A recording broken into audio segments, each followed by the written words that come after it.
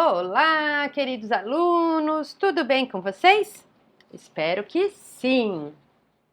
Olha só, a aula de hoje eu vou falar um pouquinho sobre a colonização do Brasil, que basicamente aconteceu no final do século XV, lá no ano de 1500, quando algumas nações europeias elas estavam envolvidas lá com a expansão marítimo-comercial. Nesse tempo, as nações como Portugal e Espanha lançaram expedições pelo mar em busca de novas rotas marítimas e terras a serem exploradas. E nesse processo aí, os portugueses anunciaram a descoberta de novas terras ao sul do continente americano. Certo? Conforme nós já conversamos anteriormente, a gente não pode considerar a chegada dos europeus aqui na América como uma descoberta. Na verdade, o que eles fizeram foi conquistar diversos povos que habitavam a costa aqui do Brasil, como por exemplo os tupiniquins, com os quais o Cabral ele teve contato.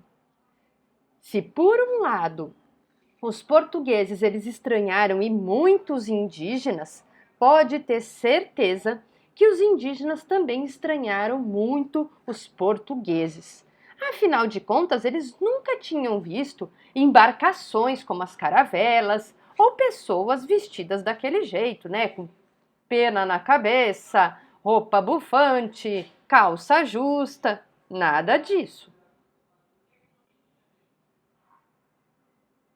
Nos primeiros anos da colonização, que vai de 1500 a 1530, os portugueses não deram muita atenção aqui aos domínios brasileiros. Nesse tempo, eles queriam se aproximar muito mais lá do comércio com as Índias, que rendia muito mais dinheiro, do que explorar as terras aqui. Por que isso aconteceu? Porque aqui no Brasil não foram encontrados nem ouro, nem prata, nem nadinha do que eles estavam interessados.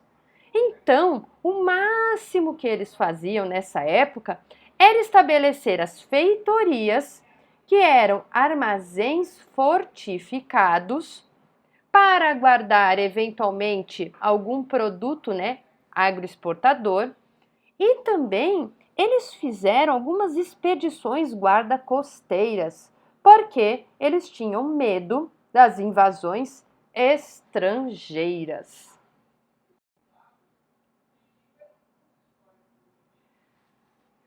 Pois bem, como os portugueses não encontraram nem ouro e nem prata, eles vão começar a explorar aqui no Brasil o pau-brasil, certo? E para que isso pudesse dar certo, eles vão fazer as feitorias e vão também tentar encontrar um meio de obter mão de obra barata. Na extração do pau-brasil, foi utilizado a mão de obra indígena através do escambo. Você sabe o que é isso? Bom, nada mais é do que a troca de produtos por produtos. O único problema dessa história é que os indígenas trocavam a madeira que eles extraíam por quinquilharias do tipo espelho, faca, colar, machadinho. Sabe lojinha de R$1,99? Se você já foi na Miniso, na Daiso e ficou louco com aqueles produtos, saibam que os indígenas também curtiam uma tranqueira de loja de R$1,99. Agora, ficou muito claro que não foram só os portugueses que tentaram explorar o Brasil dessa maneira. Os franceses também estavam interessados na exploração do pau-brasil.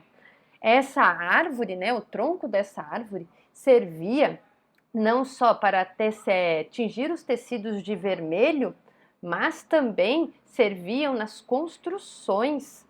Se você vai em grandes palácios europeus, saiba que muitas das portas que estão lá, elas advêm do nosso pau-brasil.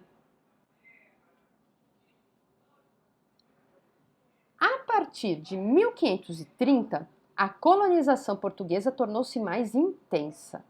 Os portugueses sabiam que as invasões elas ficariam cada vez mais frequentes e começaram a ter medo de perder suas terras. Nessa época, também a partir de 1530, o comércio das especiarias já estava entrando em decadência, porque havia muita concorrência comercial. Dom João III, que era o rei de Portugal, ele nessa época vai decidir: temos que colonizar o Brasil. Então, em 1532, Martim Afonso de Souza chega na América Portuguesa e funda a primeira vila do Brasil, São Vicente. Para poder habitar essa região, ele teve uma super ideia: trazer lá da Europa cana-de-açúcar, que já estava sendo produzida em algumas ilhas lá de Portugal. E também ele vai tentar aqui construir os engenhos para poder fazer a produção de açúcar, que era um produto super raro na Europa. Pois bem, para fundar a primeira vila de São Vicente, além do engenho, ele também mandou construir uma capela e trazer padres jesuítas. Era o início da nossa colonização.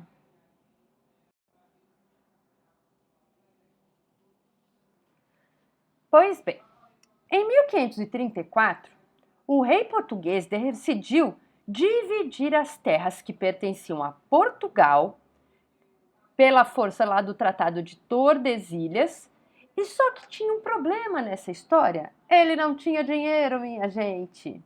Pois bem, então a ideia dele vai ser entregar para a iniciativa privada a difícil tarefa de conseguir administrar e fazer lucrar aquilo que ficou conhecido como capitanias hereditárias.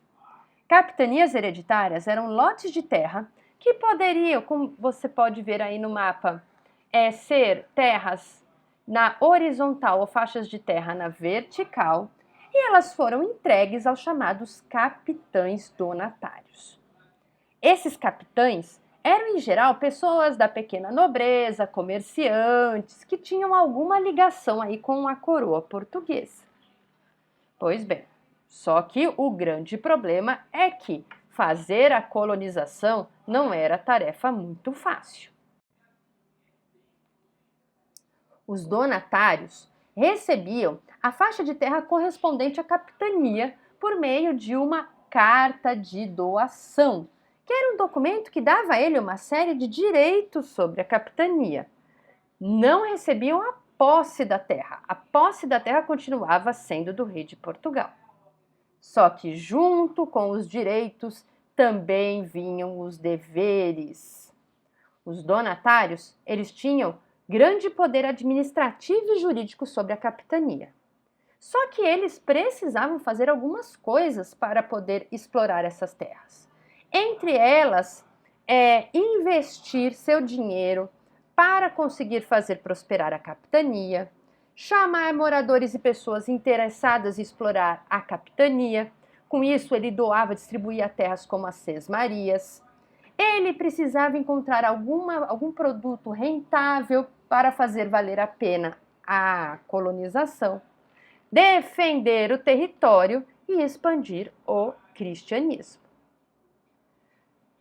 Com esse esforço todo, ele tinha o direito de cobrar impostos dos moradores e ficar com parte deles.